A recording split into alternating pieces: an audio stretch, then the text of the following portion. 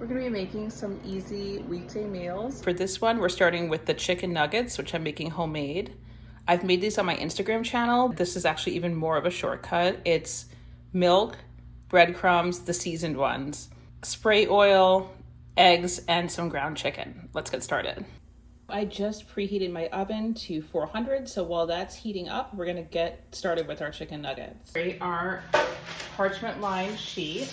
All we have to do is put a little milk in here and some breadcrumbs. Since they're seasoned, this just takes the time. You can just use your hands or like just a little circle like a meatball. And if it seems too loose, this is just to help it hold together. We're just gonna coat it like we would regular chicken cutlet or something. It's a ball, and then you just put it in the egg and then the breadcrumb. It looks like this, and then we're just gonna put it on the sheet. Then we're just gonna repeat the process until we have the whole sheet filled. We are done, and we have our little chicken nuggets. All we're gonna do is put some spray oil on here. Then we're just gonna cook these for 18 minutes at 400, and that's it. These have been cooking for 18 minutes and they're totally done. We have these ready, and now we're working on our mac and cheese. While we're waiting, we're gonna preheat the oven again for 350. We're just gonna get started with boiling the pasta according to the directions. So I'm not gonna paint, we just, or whatever your pasta bag says, we're gonna go ahead and get started with that.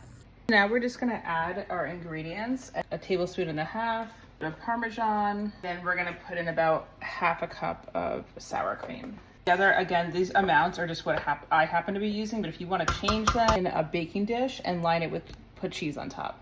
So we have it in our baking dish. Again, this is probably a lot healthier too, because you can play with the amounts if you want to make it more or less calories. This is also makes a lot, so you can freeze it or save it. I'm just gonna put some cheese on top. This one my kids really like. It's the light Trader Joe's cheese, and they can't even taste that it's light, like they've never noticed. I'm gonna put this in for 350 for a half an hour, and that's it. The mac and cheese is done, and it looks great.